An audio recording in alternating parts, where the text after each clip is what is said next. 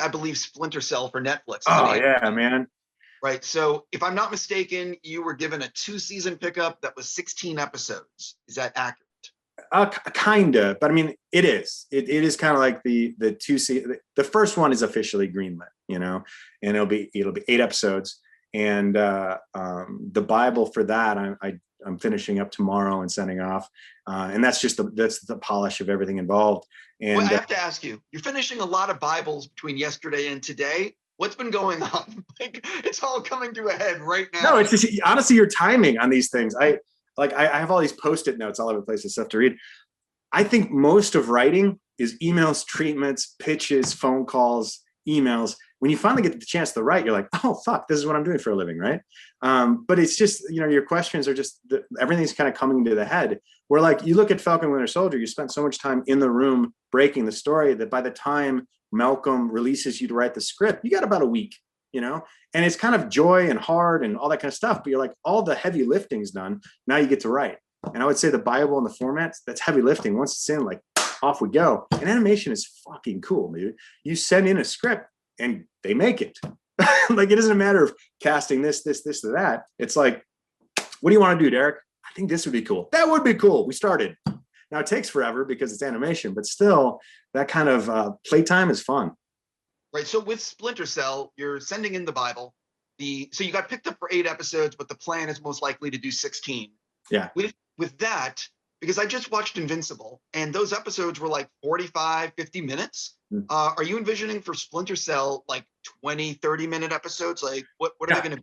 I like the idea of 20, 30-minute episodes. I like the idea of following 2 different, timelines, being introduced to a character both when, upon inception and where he is now. And I think what you can do is it just leaves the audience watching more, where it's 12:40 at night and you're like, ugh, I kind of want to watch another one. Oh, 24 minutes, cool. I just want to render it down to simplicity. And I know I'm a writer. I'm supposed to say you should really read my dialogue, but I like the unspoken narrative. And in animation, it's incredibly powerful when you can do a sequence of events and just have music, and it's all character moments. And so Splinter Cell has been a joy in that regard. Yeah, I'm just thinking about that G.I. Joe comic of Snake Eyes that was all silent. Yeah. Oh, dude. Yeah, I remember that one. Right. So I'm just wondering, is that something that, like, for Splinter Cell, where there could be, I'm just guessing here, but like, you think about Splinter Cell, or I don't know if you're probably a gamer, but like, remember Thief back in the day on the PC? Oh yeah. Those were some of my favorite games. Is it leaned into the covert, the stealth of it all, and yet when you got a kill, it was more satisfying than Commando with a bulletproof hedge. I would much rather do something where you kind of feel like, oh, he's about to get caught, and you realize, no, that's part of his the brinkmanship, the chess game he's playing in these various things. And because of these guys and what they've done in the past and seeing the scissor reels, it really comes down to the light and dark of it all. And it's glorious, man. When is it going to be on the air? What's the plan? Is it like next year? Probably 2 years, about 18 months. These things from inception to execution are 18 months to 2 years. My job will be done probably in 6 months with the other writers, and yet you're always on standby to go, like, this isn't working. This line sucks. The actor wants to do something cool.